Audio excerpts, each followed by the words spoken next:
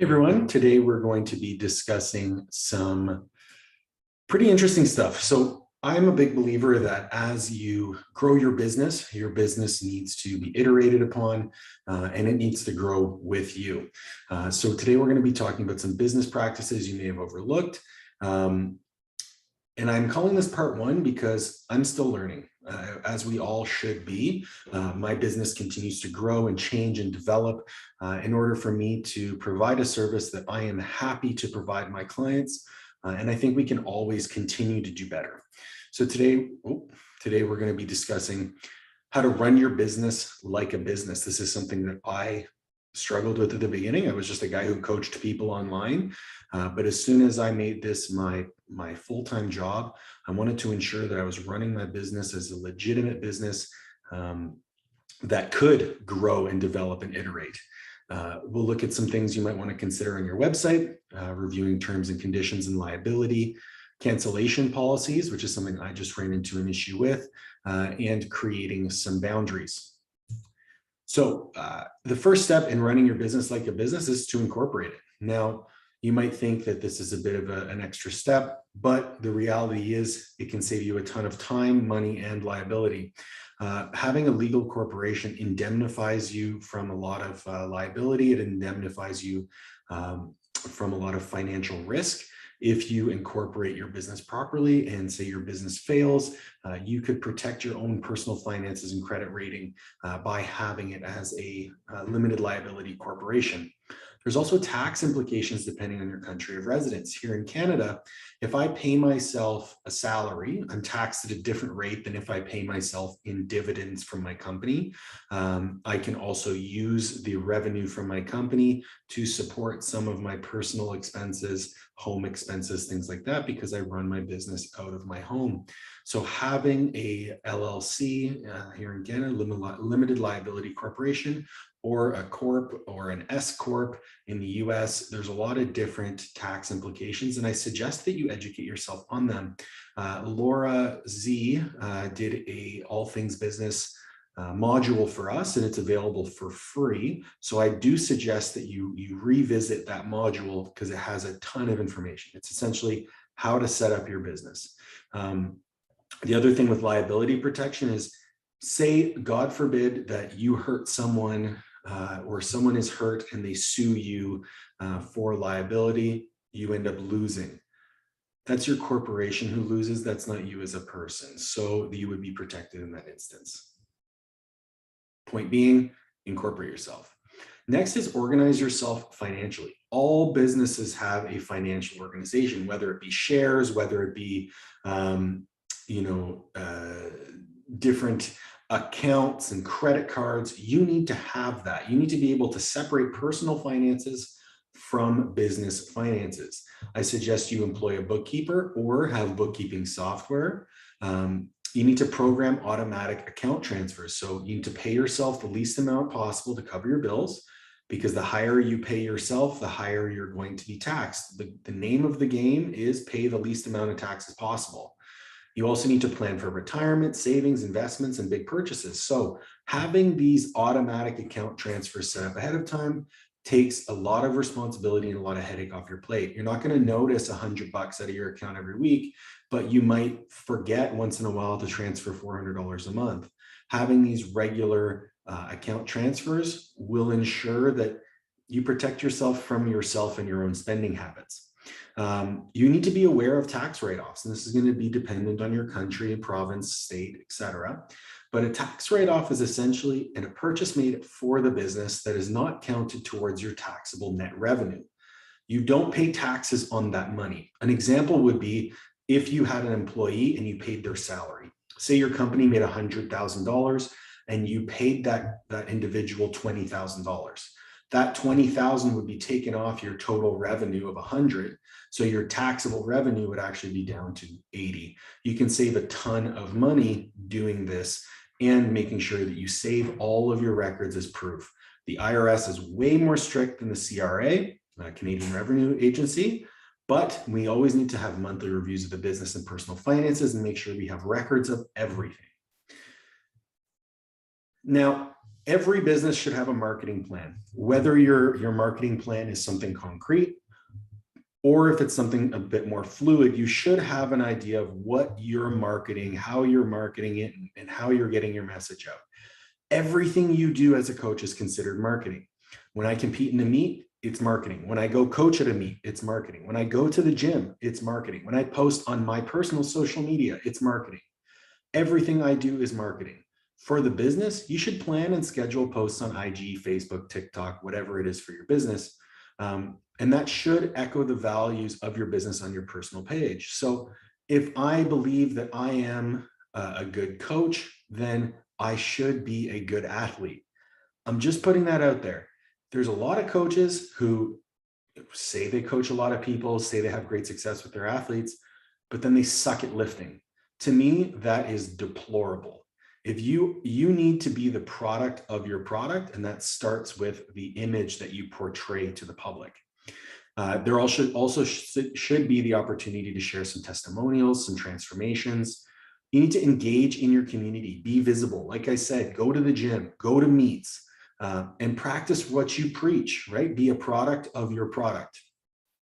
Your website is also a form of marketing, and we'll go through some considerations there a little bit later, but it doesn't have to be fancy, okay? You just need to have a website.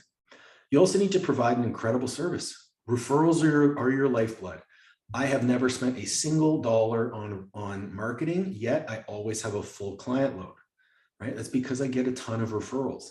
You need to provide a great service. Number one, that is the number one tool for your marketing plan, is the quality of service you provide. The next is to be consistent in your service delivery. The best example I can give of this is Starbucks. It doesn't matter where I go, where I travel to, where I am. I know if I want a good cup of coffee, I go to Starbucks. Am I going to try local coffee shops? Absolutely. I love doing it, but it's a risk, right? I remember I was in Victoria recently, and I was suggested I should try a place called Serious Coffee. They have great espressos. Well, Serious Coffee is very casual at best. I didn't enjoy my coffee at all. I wish I would have gone to Starbucks because I know I would have had a great coffee. You need to create your business in the image of Starbucks. Every single person should be treated the same. You need to have procedures, templates, processes for everything you do so that every client gets the same level of quality service. Within this same breath, you need to charge what you're worth, okay? This is individual, and you need to establish pricing that reflects the time you put in and the level of service you provide. But I guarantee you're probably worth more than you think you are. This has always been a struggle for me. I have very much struggled with my pricing. I'm going to be going through a business restructuring, so to speak, with my model, because I want to provide a higher level of service. That means I need to charge a higher rate. If that means that I lose some clients along the way, that's fine. I want to coach the way I feel coaching should be done. And that's going to require a greater time commitment on my part and a greater cost on the part of the client, because they're going to be getting a better service. Now, when we look at the website, I just included a screenshot from mine. It's very simple, right? A banner, my logo in the corner, some links at the top. Very, very simple, right? But my website's my home base. It showcases all of my services, any physical products. I personally don't have any testimonials on my site, but that's where they should be housed. Any administrative information, which more on that later. And lastly, you and your credentials. Notice I said you and your credentials last. People want a result. How they get there and who they get there with is going to be secondary. So you need to show them, I can get you from A to B, okay? The website should also contain the documentation that allows you to establish the rules of engagement for your business, what people are going to be getting, what you're going to be providing, and the timelines, etc. You need to build an email database immediately. This is something that I've struggled with and I'm getting better at. You need to get people's emails so that you can communicate with them. Communication is key when it comes to sales. This allows you to let people know what you're doing, about your clients, about your successes. You can use a bulk email service like MailChimp, SendGrid. My website is built through Shopify, and Shopify has its own tool. So I use that. But this is a great idea here is to offer a free product, a free blog post, an ebook, for example, in exchange for someone's email address and their permission to communicate with them. Should also have links to your socials. Now, I don't mean IG or TikTok, that sort of thing. It should be links to socials that actually add value. Any YouTube videos you've been in, any podcasts you've participated in. You don't need more followers, you need more sales. And in order to get sales, you need to provide value, okay? Blogs is an interesting one. Blogs used to be really popular. They've since lost their popularity. It's a very slow acquisition channel. Right? It provides a ton of value for people if they're willing to take the time to read them, but that's exactly it. There's a lot of friction there. They have to sit down and read it. Blogs provide credibility and provide free information that people like, but the traction is going to be slow and it's very time consuming. Something that you can try is if you're going to write blogs, link to other blogs so that Google will recognize your blog more. Or something that I actually suggest a little bit more, instead of writing your own blogs on your site, offer to write blogs or articles for other more popular sites. Most of them will happily accept it. Some of them will pay, but it could generate more traffic for you if the content you provide is interesting and engaging. These could also be something that you include in a newsletter with the new database you're building and provide additional value. With your newsletter, my suggestion is to follow very much a value, and then introduce a product or a sale or something of that nature very infrequently. Okay, hide the vegetables in the spaghetti, so to speak. Terms and conditions liability. This is something that I personally overlooked for a really long time. It wasn't until a discussion with fellow Coach's Corner member Meredith Patchy, who happens to be one of my clients and an amazing coach in her own right. We need to do a better job outlining who we are, what we do, and how we do it from a legality standpoint, right? What services you are or aren't providing, what are the limitations of your service, under what conditions are you or are you not providing the service, what are or are not your credentials, right? I say right off the bat, I'm not a registered dietitian when I do nutrition plans. That limits my ability to provide a service because I can't legally write meal plans unless I'm a registered dietitian. I can provide sample meal plans. I can suggest that this is something that an athlete could follow, but I cannot prescribe those things, right?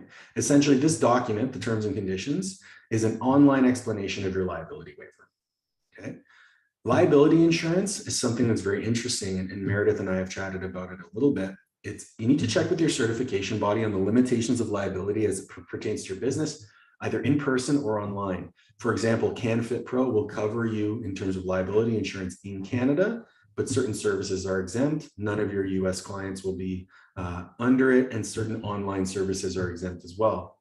You can purchase additional liability insurance, but it's extremely costly. So my suggestion is check with your governing body, get another certification if needed. So personally, I carry a certification with the NSCA as a CSCS. I also carry a certification with CSEP, this Canadian Society of Exercise Physiology here in Canada, as a certified exercise physiologist. So that gives me additional liability insurances in both countries. I also have a liability waiver now. Thank you, Meredith. And this is an extremely touchy one for me because they're fallible. I have a personal experience with this. My mother was a member of a gym who did like group fitness classes, and she was shown something by one of the instructors, a stretch, and she went to go do that stretch on a piece of equipment that wasn't bolted to the floor. The piece of equipment ended up falling on her and giving her a very major concussion. She dealt with these symptoms for a number of years and was able to litigate against the company despite their liability waiver that she signed, because they were negligent in their supervision of her activities.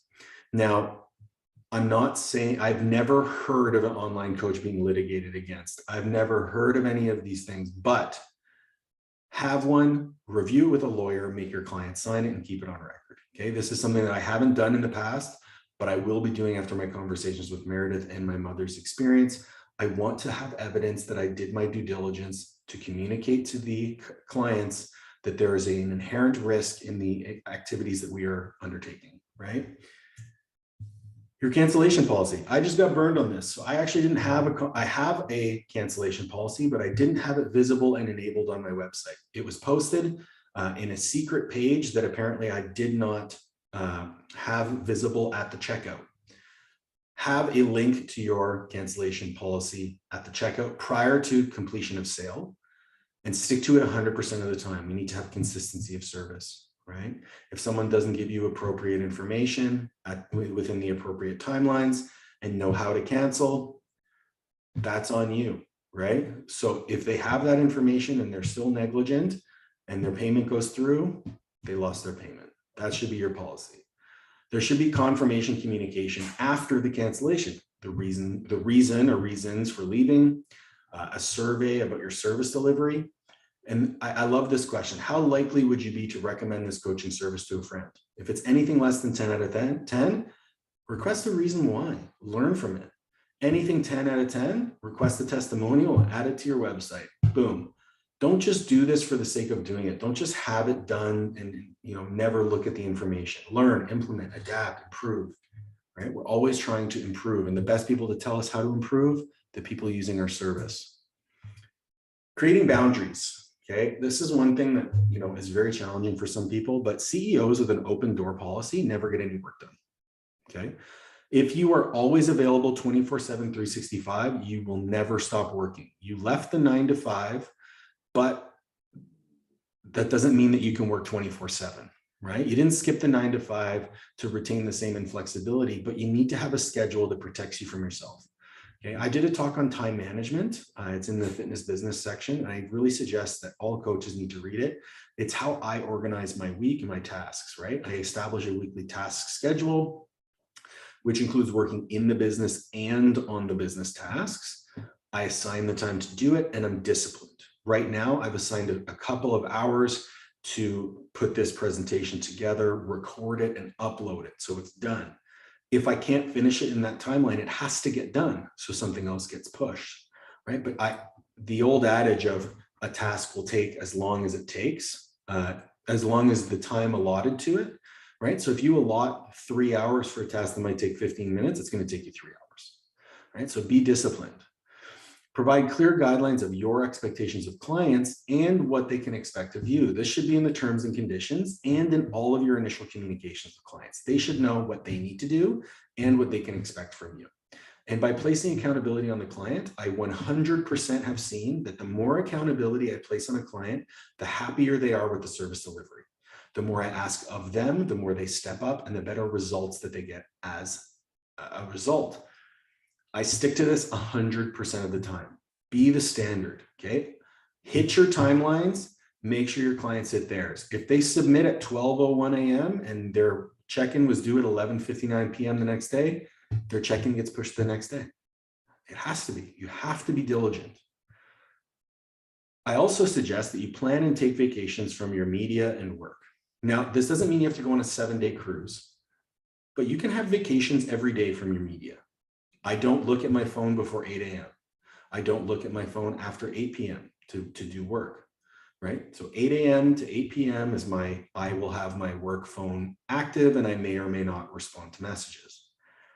8 a.m. to 8 p.m. is usually my cutoff for work as well.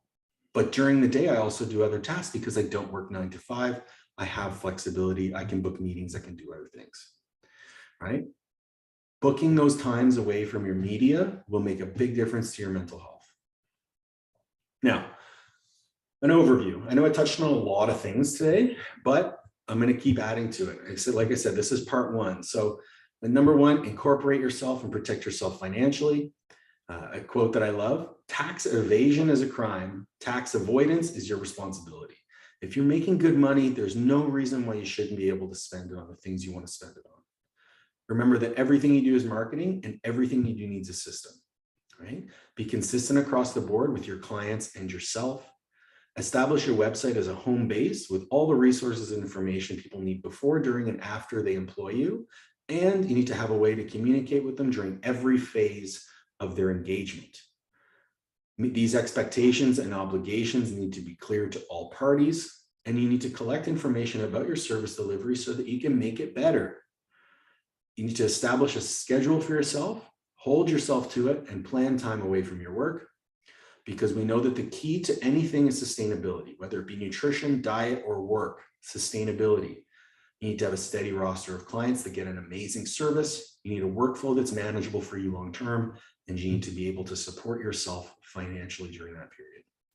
I hope you guys took some things away from this conversation. At least ask yourself some questions of, are you doing the best job to protect yourself, provide a service, and make it sustainable? If you have any questions, I look forward to chatting with you on the Discord channel or even below in the text boxes. And, we'll see you on the platform.